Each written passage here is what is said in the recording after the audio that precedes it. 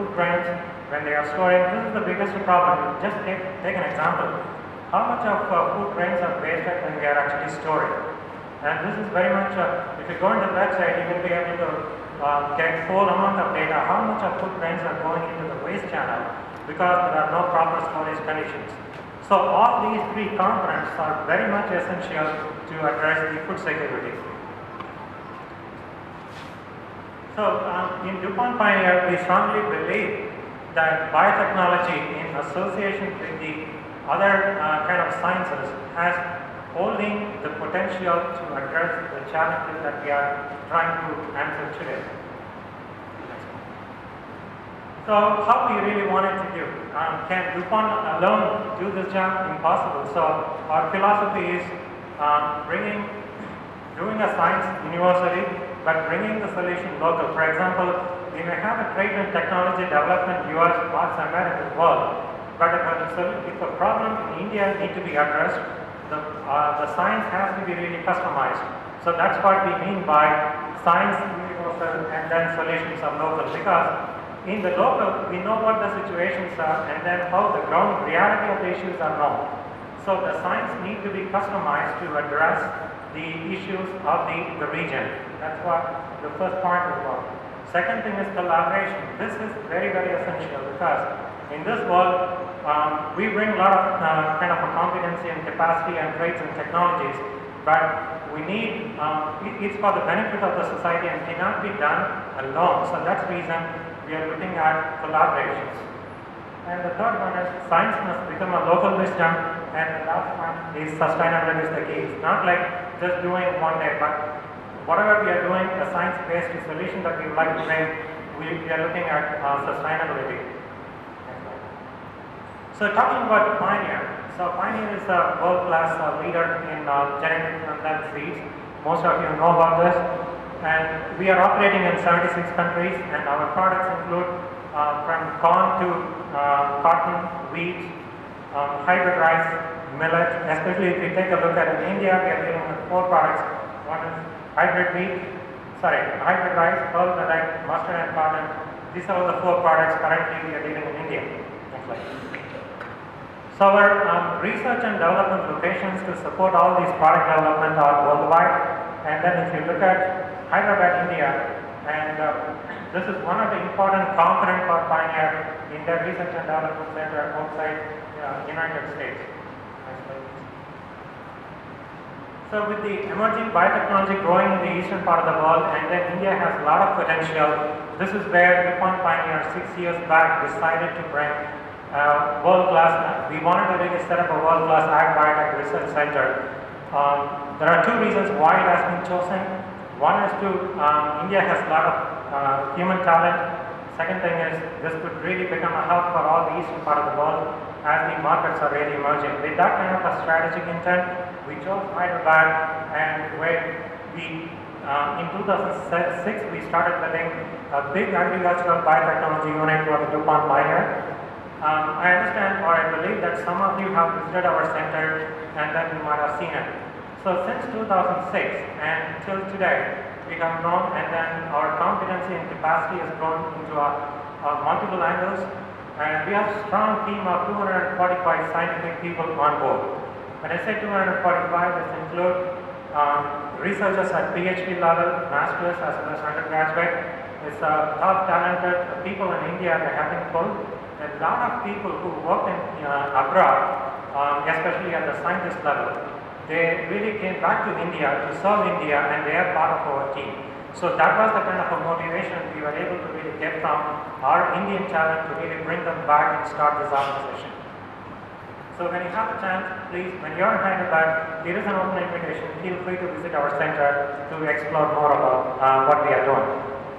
So in the last 6 years, we have built the competency, and then we are working on 3 major areas.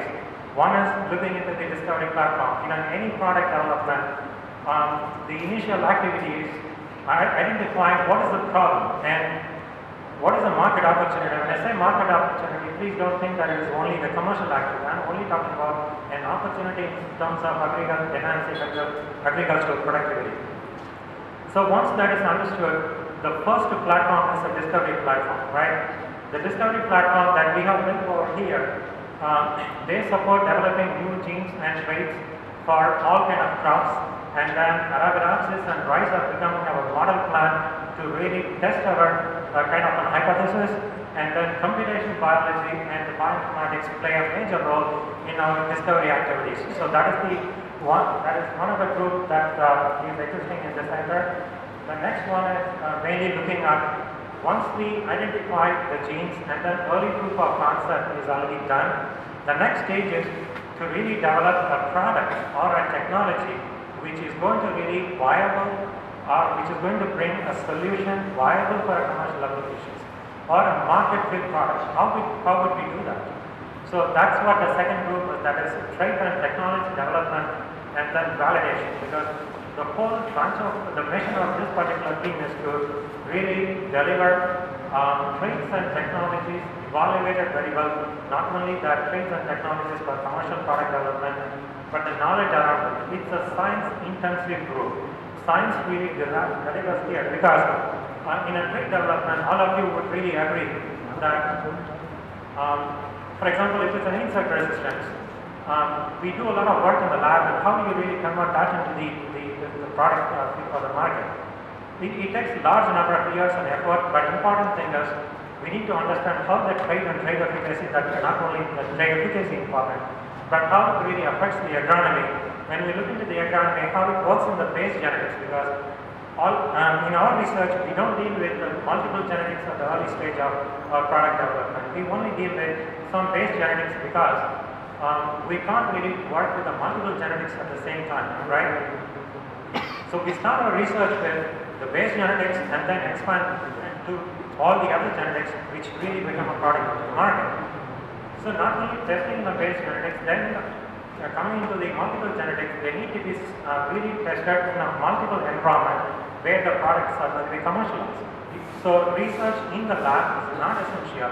It really expands all the way to understand agronomy, trait efficacy, and overall impact of the environment as well as genetics in an actual product market environment. So this is what the trait development and the characterization group really does. So the products are two different categories. Some of them are non-transgenic, that is coming through our conventional plant breeding approach using molecular breeding activities, and the other one is genetic engineering or intervention using the transgenic approach. See, in my opinion, the transgenic approach as well as the conventional plant breeding, they are a kind of two parts in the same product development platform, and genetic engineering, please underline, that is a tool. That is a tool. Any transgenic product coming into the market, it's not released without a proper safety studies. When we say transgenic product development and safety studies, the safety studies or biosafety aspects doesn't come at the last level. It starts when the research actually begins. Most of you know that. Because the computation biology plays a major role at the early stage. Once you identify a gene, and first thing, do you know what we do? A lot of bioinformatics people here. Is there any answer from here? What is the first step? We look into the database through computational approach to understand in the global database of allergens, is there any allergenicity is available? So that's where the safety really does. So we need to carry an understanding that developing transgenic products, the scientific community put a lot of effort in understanding the safety right from the beginning. So this particular point, as a students, we need to understand and also bring the awareness to the society, because we are seeing a lot of perceived risk in terms of the transgenic product acceptance. I understand very perfectly that everyone has a lot of perception and risk around the safety issues around that needs to be addressed through science, not through any other reasons. As a scientist and people working on the science, we need to have a proper understanding. It's not about whether it is pro or con. How do we have a better understanding? That is what we need to really bring up in a transgenic product development. Going back to this, so in our team, we have a big regulatory science team, which is addressing all these kind of activities in association with the global team. We not only develop the regulatory science requirements for India, but we are supporting the global requirements from here. And we also have analytical genome technologies where we deal from DNA to protein analysis, centralized functions, and last but not least, we have a market technology group working on the high throughput system supporting all our breeding programs globally. Next slide. No, so that's a small introduction about our company and what we do. And feel free to go to the website or visit our centers to explore, to understand more on the science that we do, right? That's more important. And then coming to the second part of the kind of my talk, this is going to be about our seed production technology, right? So I'm taking one example to see that how biotechnology can instrument to bring solution. So that is the overall theme of the second part of my talk. So hybrid seeds, I got it this way. So hybrid rice, I think all of you are really familiar with the hybrid rice. It provides a lot of opportunities. In India, we have 44 million acres of rice, right? But if you look into the hybrid rice that is being grown, that's around 2.5 million acres. And but if you look into China, that 65% of the rice is under hybrid rice cultivation. See, we have a larger acreage, and rice is an important crop for India. Larger acreage. But are we really using that in the right way? If hybrid rice can really occupy 15 million acres, and then imagine what kind of productivity we can really bring, why not we make India to really become kind of a number one in producing the rice and supplying to the entire demands of the world? Why not we become that in the future, right? Isn't it an opportunity? Can the biotechnology provide an answer? If this is an opportunity, so what do we really need to do to use this opportunity? From 2.5 million to 15 million acres, if somebody really imagine, that's a huge opportunity to explore. So if that is possible, science can bring a solution for that. Why not? So that's the question we are trying to answer here. So to answer that question, we are trying to understand what are the challenges and why hybrid rice is not really going forward. But if you look at the hybrid rice, it's introduced, and then especially right in the eastern part of the India, hybrid rice has been adopted very well, and then productivity is enhanced. There is a huge opportunity where the segments of south and central can be really improved. So if you look into why this is not happening in the other parts, a couple of reasons. Look from end user perspective. When I say end users, it's the farmers as well as the millers and the people in the value chain. Number one, hybrid rice, when the farmers are growing, a lot of people are telling or observe that inconsistency in the performance in a high management environment. This is one of the challenges. But when you look into the hybrid rice introduction time, it was really the grain quality. It's kind of a sticky rice, but which we didn't really like it. I mean, we don't like it because our preference is totally different. So the grain quality things were addressed in the last 10 years now. The grain quality factors are much good in terms of hybrid rice. The next thing is now adoption. So performance, agronomic performance of the hybrid rice, that's another one we need to really address. That's really happening. And the other one is hybrid rice. In rice we have a lot of segments, south, north and central that we are trying to address right now. And then milling recovery, that has become a kind of issue for us. So that's another issue that we are trying to address in the hybrid rice. This is from end user perspective. But the other important challenge is hybrid rice seed production. That also has a lot of challenges for the people who are already involved in the hybrid rice seed production and commercialization. And mostly the hybrid rice seed production is being done by the private companies. Public sectors are involved in it, but they are kind of a problem in taking it in a large scale levels. A few private companies are playing a major role, but instead of private or public, and play. The challenges in front of us in the hybrid rice seed production are, number one is, look into the breeders. We need to really explore the germ blossom. Till now, up to 5 to 15% of the rice germ blossom has been explored by the breeders to bring up new hybrids. They are working only with a limited number of females because of the male sterility system they are using right now. I'll talk about that male sterility system a little later. And the second one is now, for every year, every season, to produce the F1 hybrid seed which is sold, we need to have a good supply of the parental seed. So the parental seed production is also kind of a challenge for in the hybrid rice seed production. And the other one is the cost involved in the production. And while we produce that, either the parental seed or the hybrid seed, we have to ensure the genetic purity and quality, otherwise the hybrids are not going to be beneficial for the farmers. When the farmers are receiving the F1 seed for planting, the genetic purity has to be 100% and so that there is uniformity in the crop and they will be able to get a good premium on the product. If there is the genetic purity is not there, variability really brings down the premium on the product. So finally, we talked about what the end users are requiring for to meet those requirements. We need to come up with a good hybrid rice into the market. So while these are all challenges, these are all the opportunities again. Right?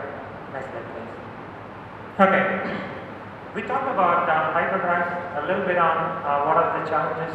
Now look into how hybrid rice is produced. You're all familiar with this. There are two steps. First one is parent seed production, and the second one is for hybrid seed production. So in a hybrid seed production, there are two different things. One is there are two different lines which are involved. One is called as a pollen inbred. So that's a pollen donor. That's a male line. The other one is the seed parent, which is the female line. It's very essential that the seed parent, we have to prevent self-pollination in the seed parent to produce a good hybrid. That is the trick involved here. If the seed parent is going to also produce the pollen and is going to contaminate, so your F1 seed is not really pure for the commercial applications. Right? Next slide, please. So how do we prevent the pollen formation or pollen shedding in the female lines? There are several methods which you already know, and then physical, chemical, as well as genetic, and then the chemical hybridizing agent people are using, but it has some impact on the female productivity. A lot of pros and cons, we know. And coming to the genetic system, genetic cytoplasm immersion of this system, the CMS system is widely used in India. But the CMS system has its own pros and cons. All the hybrids in India right now mostly coming from this system, but it has its own kind of advantage as well as the disadvantages. With the CMS system, it has become very limited to explore the germplasm. So right now, as I said in the beginning, the breeders are limited with a few number of females, and also a specific restorer line is required to continuously use the CMS system. And this is one of the kind of a challenge that we are unable to come up with the new hybrids. And also wide hybridization between Japonica, indica, all those things are not really possible while it is possible at the research end towards the commercialization, it's not really giving a good solution using that CMS system. So it's essential that we need to address this challenge. So looking into this, and how do we really explore or come up with a kind of a new system of a male sterility that can open up these challenges in front of us and make the breeders to develop the better hybrids. Right? Next slide. So that's where I think DuPont Pioneer started working on developing this technology called seed production technology. So this is an innovative and elegant technology what we worked on, and this is based on a simple kind of a Mendelian genetics as well as the science of plant breeding and genetics already existing for years. So this is a seed production technology. It's a process. Please understand, this is a process, not a trait, not a gene. Right? This is a process. A process for seed production as well as breeding, a platform for breeding and production. And this is a proprietary because Pioneer developed. That's the reason. Don't worry about the IP at this point of time. And what we strongly believe is this technology, when implemented, it can expand the germplasm pool available to the breeder. We will see that how this is going to happen. And then, if new hybrids are coming into the market, this technology also has potential to open up and increase the seed for seed production as well as the yield increase when we come up with the new hybrids. And whatever we talked about in terms of the grain quality requirements and then end user quality requirements, those could be addressed if this technology is implemented, while implementing this technology. And it provides a reliable method for seed supply for the commercial activities. And the hybrids which will be produced with this technology doesn't need any special methodology to be used to cultivate the plant.